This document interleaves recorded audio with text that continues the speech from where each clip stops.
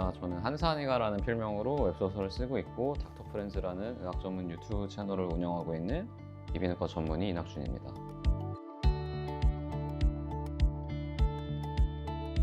어렸을 때는 저는 정말 만화책, 판타지, 무협, 그리고 게임 그 또래 남자애들이 좋아할 만한 것들을 되게 좋아했는데 지금 와서 생각을 해보면 제가 좀 더 좋아했던 것 같아요. 이거 정말 재밌다. 이거를 모르는 사람들은 인생의 한 가지 재미를 모르는 것 같다. 물론 야구를 정말 좋아하는 사람은, 야구를 안 보는 사람은 그만큼 즐거움을 모르는 거다라는 생각을 하겠지만 저는 이제 이쪽의 즐거움을 팠던 거죠. 의사가 저는 좋은 직업이라고 지금도 생각을 하긴 하는데, 그리고 저는 할 때도 재밌었어요. 저도 만족하고 있었는데, 웹소설이라는 걸 이렇게 대비할 수 있다는 걸 알게 된 순간, 이거는 내가 한번 써보긴 해야겠다. 지금까지는 출판사의 허락이 있어야만 책을 낼 수 있었는데 웹소설은 그게 아니니까 그냥 올려볼 수 있으니까 이거 자체로 한번 의미가 있겠다라고 생각해서 썼는데, 그때가 되게 작가가 독자보다 부족한 시점이었고 객관적으로 봐도 못 쓴 글인데 상대적으로 많은 관심을 받았고, 제가 생각했던 것보다는 이렇게 많은 사람이 내 글을 봐준다고? 이렇게 되니까 이제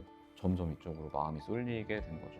사실 저는 한 번도 갈등한 적이 없어요. 의사를 내려놓고 작가로 가는 길에 대해서 이게 아깝다고 생각한 적은 저는 없어요.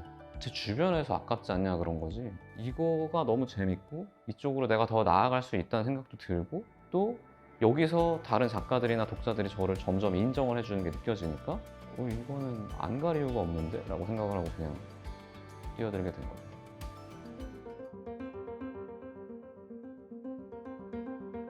사실 처음에는 의료 현장이라기보다는 내가 원래 읽었던 재미있던 이야기를 써보고 싶다, 이걸로 다시 시작을 했고, 쓰다 보니까 저도 이제 작가로서의 역량이 올라오고 내가 추구해야 되는 재미는 뭘까?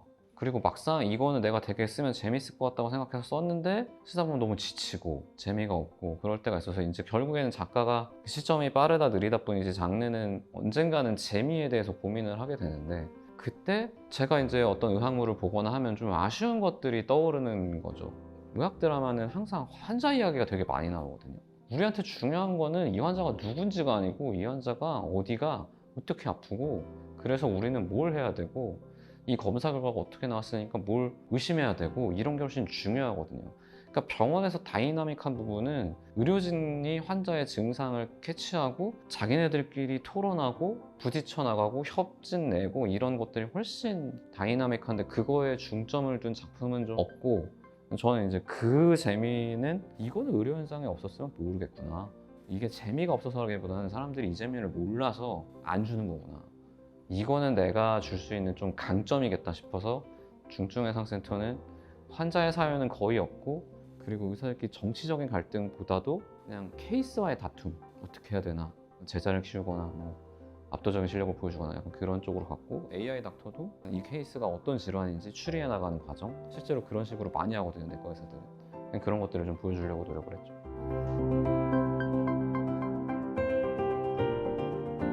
이런 얘기도 했었어요. 이거 망해도 우리 개원하면 어차피 환자 보라고 많이 뭐 틀어놓는데 우리 영상 틀어놓으면 된다. 잘 돼서 구독자 10,000명 되면 우리 같은 건물에 개원해가지고 대박 날 거다, 그러면 약간 그런 생각으로 했었죠. 근데 하다 보니까 의사로서의 정체성보다는 유튜버로서의 정체성이 좀 점점 도드라지기 시작했고, 우리가 만나면 어떻게 하면 이거를 우리 환자 유치하는 데 이어질까에 대한 고민이 아니라 어떻게 하면 더 재밌게 만들까, 어떻게 하면 더 많은 사람들이 좋아하게 만들까로 고민이 바뀌고, 어느 순간 이건 그냥 수단이 다를 뿐이지 그냥 이야기를 다루는 거구나.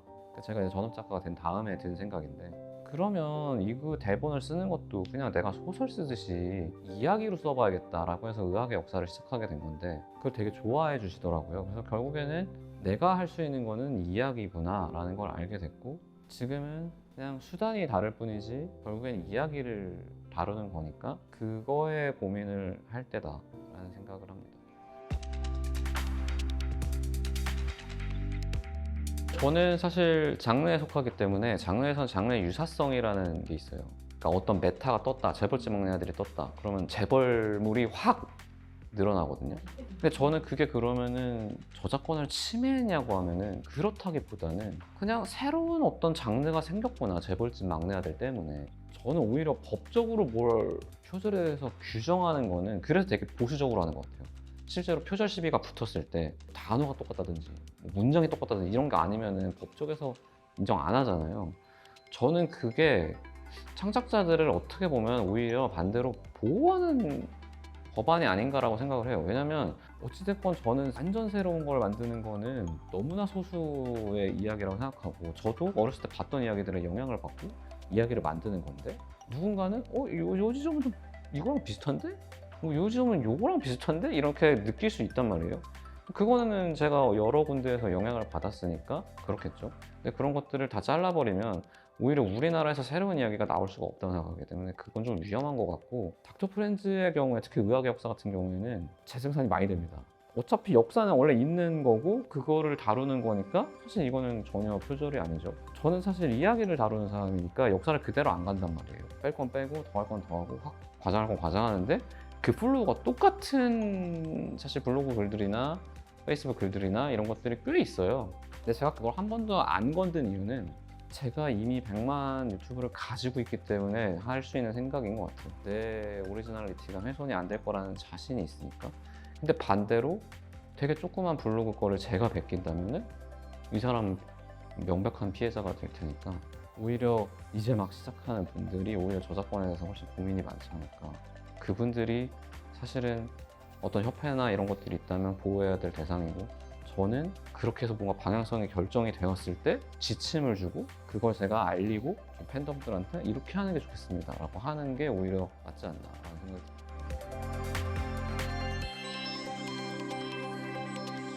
저작권은 작가의 최소한의 권리라고 생각을 합니다.